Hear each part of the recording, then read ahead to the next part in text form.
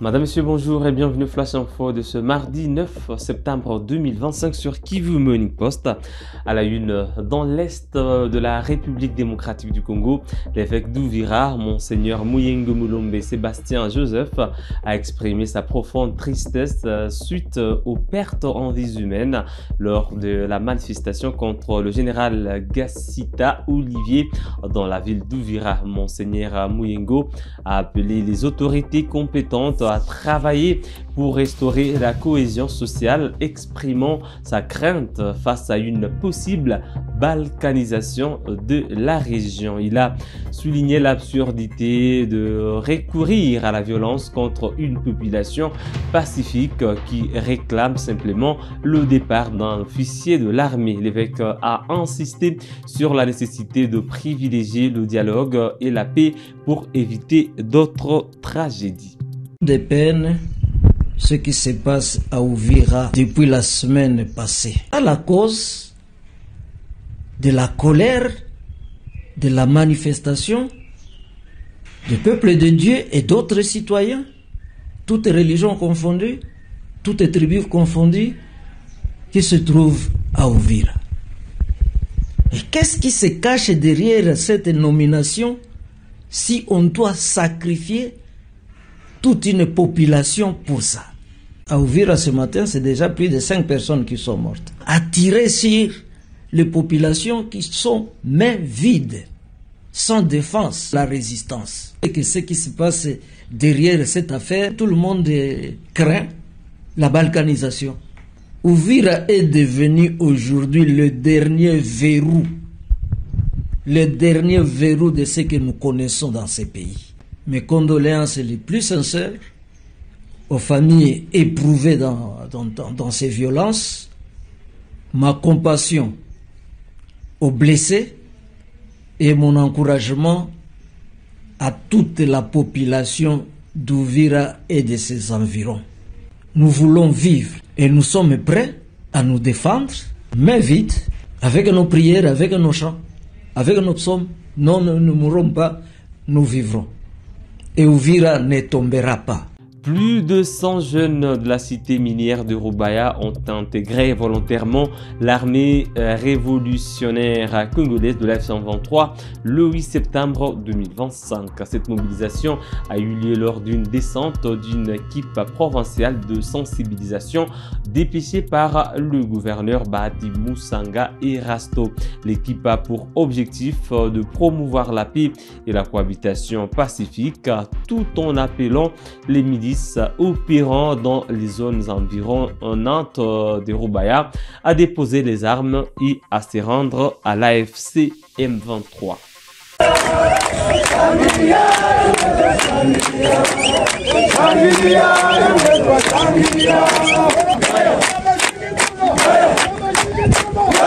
C'est sous cette ambiance que la population de la cité minière de Rubaya, située dans le territoire de Massissi, a accueilli l'équipe provinciale de mobilisation et de recrutement de l'Alliance au fleuve Congo M23 lors d'une descente effectuée ce lundi 8 septembre 2025. Sous un soleil accablant, l'équipe a été accompagnée par l'administrateur du dit territoire, M. Emmanuel Ndizeye Routebuka, entouré par de notables et cadres de base de la cité minière de Rubaya. L'agenda de cette équipe provinciale, envoyée par le gouverneur de province Bahati Musanga Erasto, comprenait des échanges avec la population, des actions de sensibilisation et du recrutement. Les discussions ont porté sur des questions touchant à la vie sociale, l'économie, à la sécurité et d'autres sujets, afin de mettre l'homme au centre de toutes choses, comme l'exige la politique du mouvement Alliance Fleuve Congo M23. Le message pertinent de M. Juvenal Nshimimana Rukundo, team leader de l'équipe provinciale de mobilisation, était clair. Les groupes armés encore présents dans des brousses doivent prendre les devants et rejoindre l'AFC M23 pour contribuer à la construction d'un Congo fort et prospère.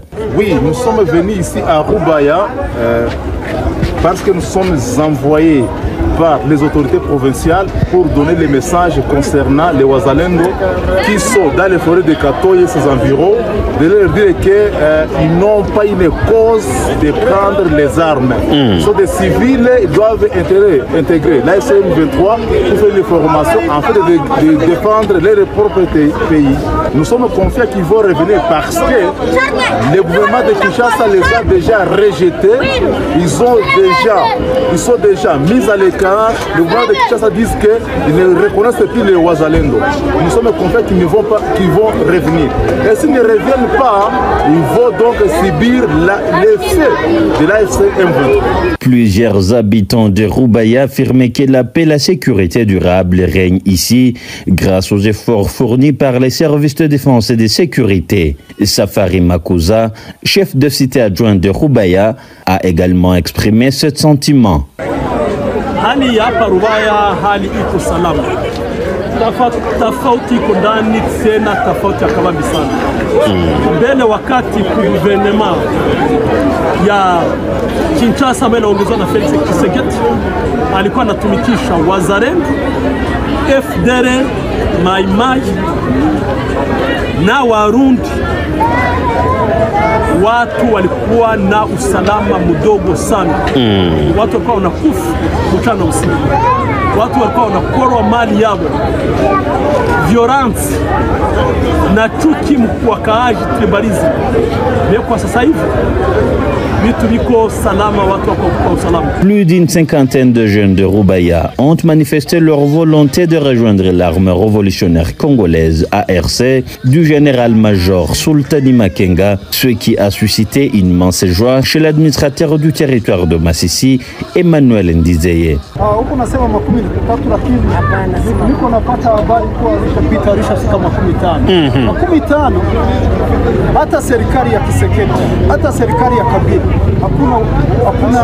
sehemu walifika na kupata vijana wanaojitolea kama jinsi wanajitolea.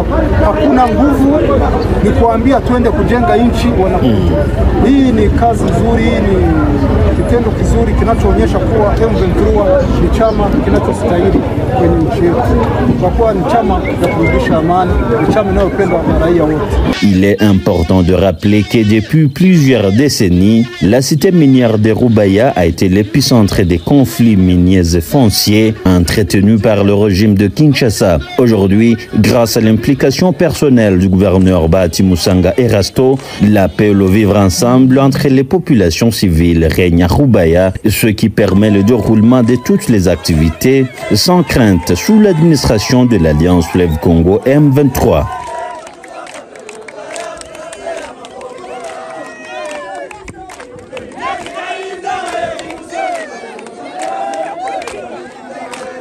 Et à Goma, le gouverneur de la province sous l'F-123, Bahati Musanga, a présidé une réunion sécuritaire lundi 8 septembre 2025, axée sur la problématique de la construction anarchique sur le mont Goma et la réglementation de la circulation routière. Les participants ont discuté des impacts de ces constructions sur la sécurité et l'environnement ainsi que des mesures nécessaires pour améliorer la gestion de la circulation. Une réunion sécuritaire élargie aux chefs de quartier de la commune de Goma et Karisimbi, les bourgmestres de deux communes, le maire de la ville de Goma et autres autorités politico-militaires a été tenue ce lundi 8 septembre 2025 par le gouverneur de province Bahati Musanga Erasto à son cabinet de travail. L'objectif de cette réunion était d'évaluer l'état des lieux de la situation sécuritaire de la ville de Goma et ses environs. Au sortir de cette réunion, quelques dispositions ont été prises par l'autorité provinciale, notamment la réglementation de la circulation routière, l'interdiction des constructions anarchiques sur la colline Mogoma et autres, a indiqué Katem Bondalieni Julien, maire de la ville de Goma. Le gouvernement de province vient de donner des instructions par rapport à ça et la police va suivre ça.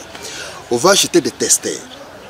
À partir d'aujourd'hui, les chauffeurs qui m'écoutent ici présents, ils doivent remarquer avec moi que c'est lui qui va continuer à boire de la boisson et conduire une moto, bis, Fousseau ou bien voiture, il doit cesser. Parce qu'avec les testeurs, il va identifier et la loi va faire ce travail. C'était punir et l'amende va venir au-dessus de la punition. Soit 5 jours au cachot, soit une semaine au cachot, et après ça, l'amende va suivre. C'est ça. Et après ça, on a parlé aussi à propos des situations de Mogoma. Vous savez, les Mogoma, les gens ont construit à vrac. Ça document, ça. On s'est dit, nous avons des services techniques, c'est le service de cadastre, qui va passer à revue les parcelles qui se trouvent sur les Mogoma. Est-ce que les parcelles vous appartiennent? Cette séance présidée par le gouverneur de province en présence de ses 2 vice-gouverneurs a été une occasion pour présenter officiellement l'un des responsables des nouvelles unités de la police nationale congolaise qui aura comme mission la protection et la sécurisation de la population et leurs biens. Et à Genève, le ministre de la Justice, Guillaume Nguefa, a annoncé une ordonnance pour déclarer nuls tous les actes juridiques de la coalition AF123. Selon le gouvernement congolais, la relance de la justice dans les zones contrôlées par l'AF123 vise une amnistie pour des crimes graves. Lors de la conférence sur les 30 ans des conflits armés en République démocratique du Congo, le ministre de la Justice a réaffirmé l'engagement du gouvernement pour la justice et la solidarité envers les victimes.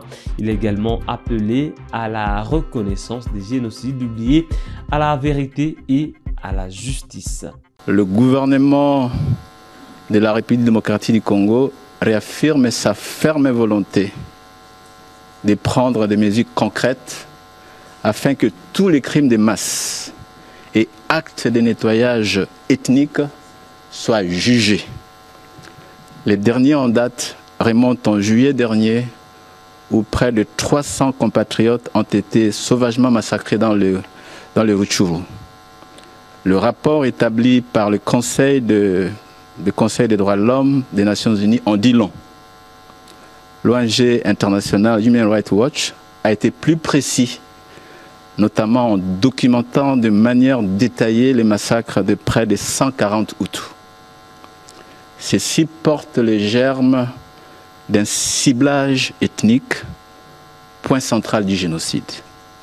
Celui de Kicheche en novembre 2022, commis par les mêmes forces avec les mêmes modus operandi.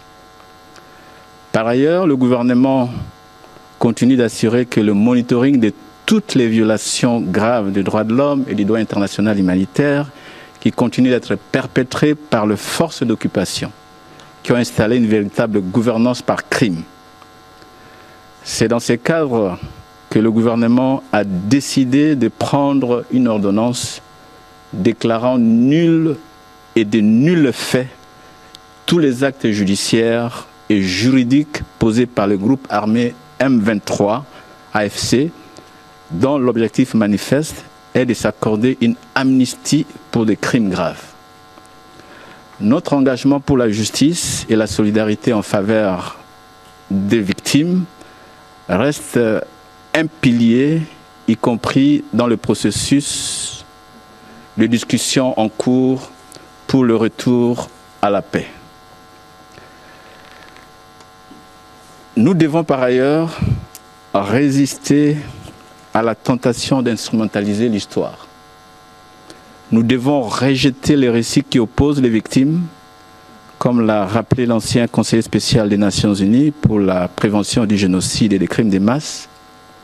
Nous devons plutôt adopter une approche fondée sur des principes qui préservent la dignité de toutes les communautés et le caractère sacré de toutes les vies. Au reste, ce travail d'évaluation des récents incidents, comme je l'ai dit, se poursuit afin d'inférer ce qui est qualifiable de génocide au regard du droit international. Les faits subséquents seront retenus, s'ajouteront à la liste de faits présentés par les différents intervenants de ce jour. Madame, Monsieur, voilà pour ce flash info du 9 septembre 2025 sur Kivu Morning Post. Merci à vous de l'avoir suivi du début à la fin. On se fixe un nouveau rendez-vous d'actualité. À très bientôt.